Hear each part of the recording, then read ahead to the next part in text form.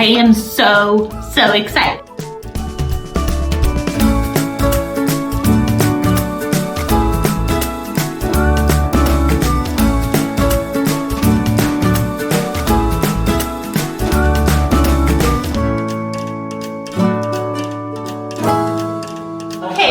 I admit your color is the best. Exactly. That's the hair color. Yeah. But the best hair overall always look good. That's me. You don't even have a beard. I have a hair you can't even have.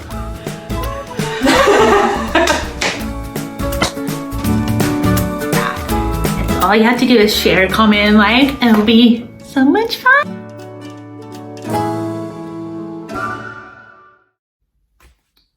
Hey peeps, welcome to the 4th episode of Perfectly Imperfect series. So this is letter F, fear. We'll be talking about fear. Just talking about just little things, how it can hold us back or it can make us do really stupid things and just really put it all to God. So let's go ahead and get into it. We'll start with Isaiah chapter 35, verse 4.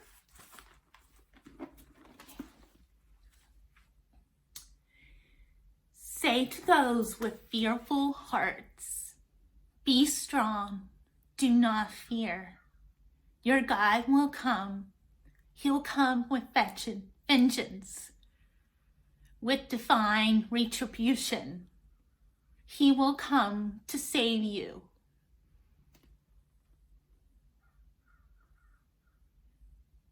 Yeah. It's nice to know that the first, whatever fear you have, just take it to God and He'll replace it. I mean, He'll calm you down. He'll be like, Taylor, just, I'm telling you, just chill. You'll be fine. I got you. No worries. And then the other verse that I really liked is it's 2 Timothy chapter 1 verse 7. For the Spirit God gave us does not make us timid, but give us power, love, and self-discipline. I'm going to say that again. For the Spirit God gave us does not make us timid, but give us power, love, and self-discipline. I really like this one. It's basically saying that fear is not God. That feeling does not come from God. He does not create that. Same goes for anger. I mean, whatever you have, just let God replace it with love, hope, and peace. So much peace. It's a great feeling when you just talk to Him and bring it all to Him. You just stay still or just read His words. Have a little spa time with Him, with His words, and let it soothe you. Just let that fear go away.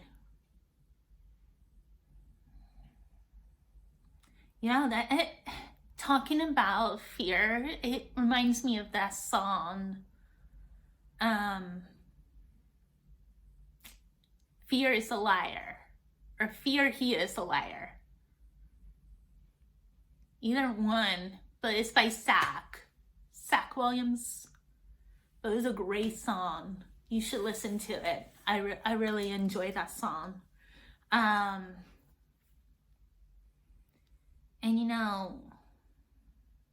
especially at this time with COVID, like new variants comes out and everybody freaked out and you're like, what's next? Oh great, there's gonna be another phase.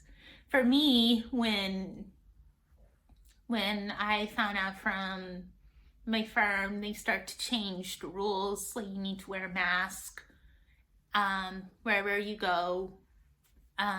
It's a small firm, but we don't really need to wear a mask that much unless there's a lot of people in the same room. But that's being changed.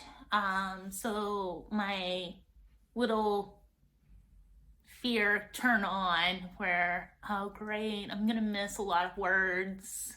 Great, I'm going to suck every communication there is. Because I really enjoy one-on-one conversation. But when the mask get in the way, you're like, it's more exhausting because you're working so hard just to get a word out of what they're trying to say. But yeah, and I'm sure a lot of other people have this fear, oh, I don't want to get it. I don't want to spread to other people. And it just makes people really panic.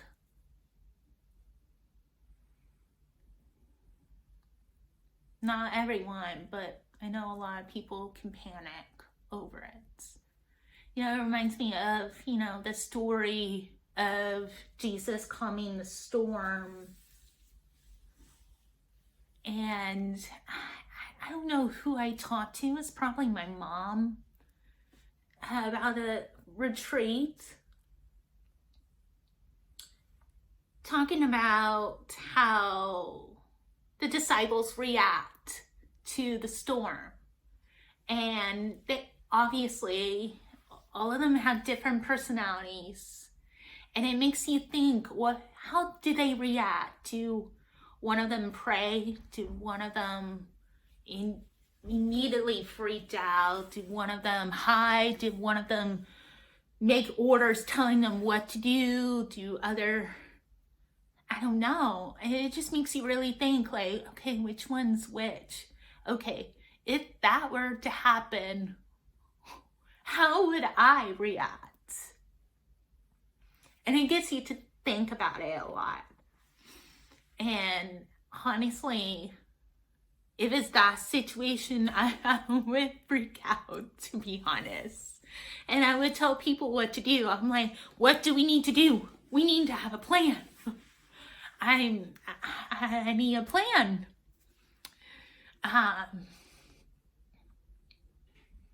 Yeah, let's go ahead and read that. I think it's in Matthew.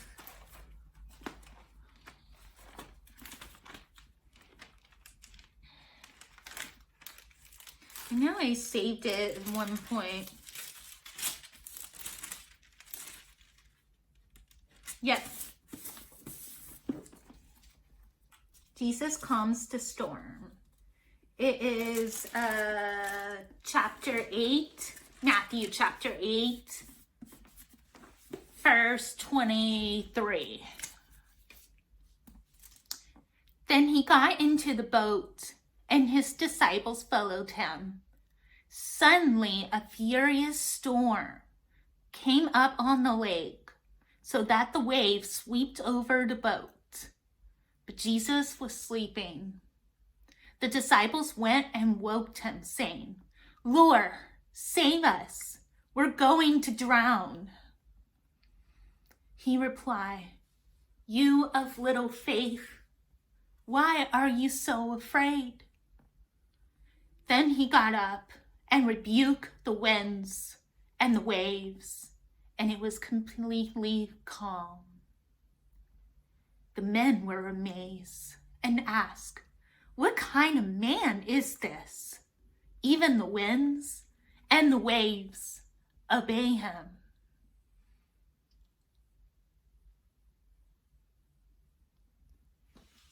Yeah. You little faith. I'm not gonna lie. There are some moments where I react quickly. if something happened, instead of praying about it, instead of going to God about it, I'll react and freak out and eat food to calm myself down, like just turning to little things, going to the phone. Okay, what would I do if I'm in this situation? It's so easy to lose yourself over that. It's crazy. The other fear that can do to you is holding you back. If there's something you want to do that you know that makes you you, but you're scared to, maybe scared of failure or scared of what people think of you, screw that. That's not God right there. He put a passion in you, or he put a goal or something in you that makes you, I want to do that. But I don't think I'm worthy enough. I don't think I'm capable. That's fear right there. There's this college, it was in my last semester. There's the college, some women's thing,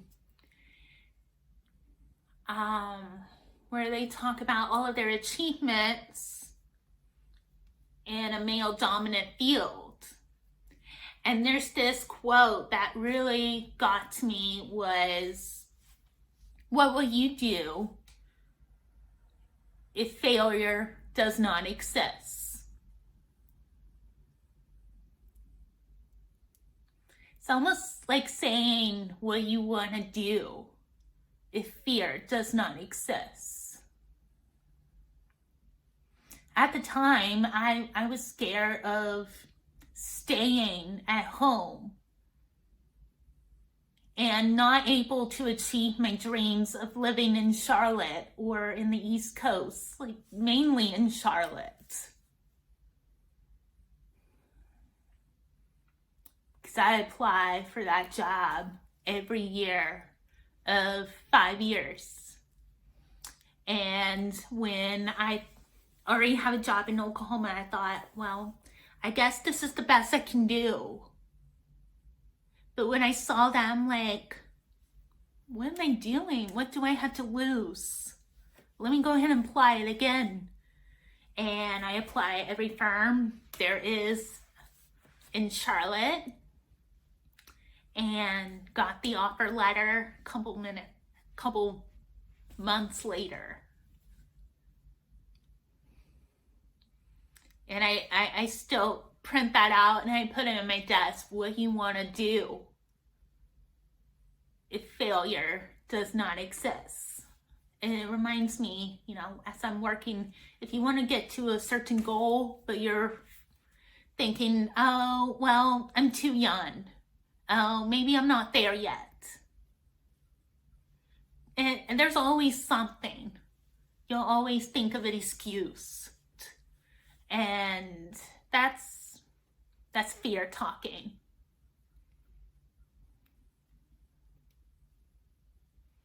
And I'm going to be honest with you.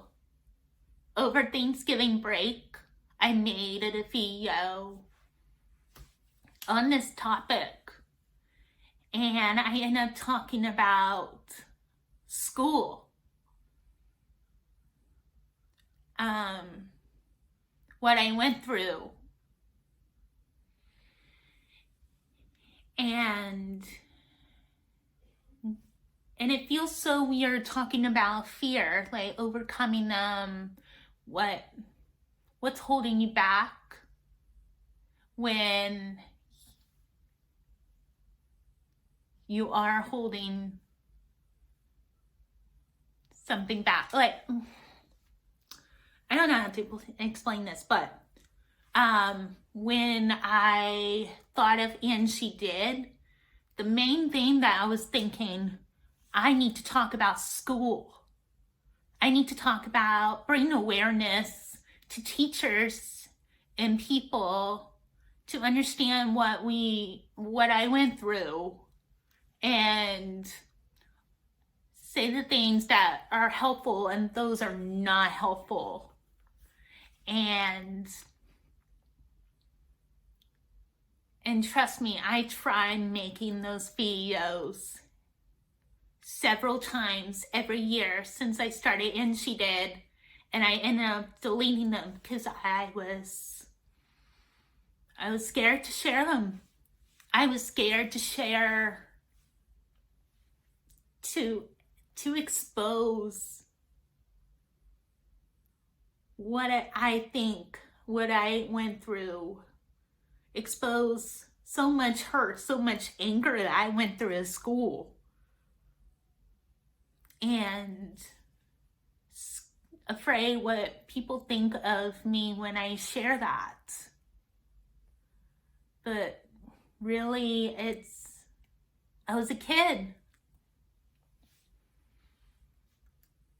I was a kid. I didn't really know anything. And I provide, I think it's educational. I will share those videos. I'll share a link and let you watch those. I just want you to keep in mind that I'm in a good place. Sure, it takes time for me to get over what I went through, but I am in a good place. And knowing that nobody's perfect. I know teachers are not perfect. I know friends are not perfect. They didn't know. That's the thing. They didn't know. So, I hope you enjoy those 3-part video. I know it was a really long video, so I decided to chop them up in 3-part video, so you don't have to watch all the way through. Yeah. I hope this video is helpful. And if there's something you want to do, go for it. You have nothing to lose. Don't let that stupid negative thought, that stupid little fear get in the way. Just block it off.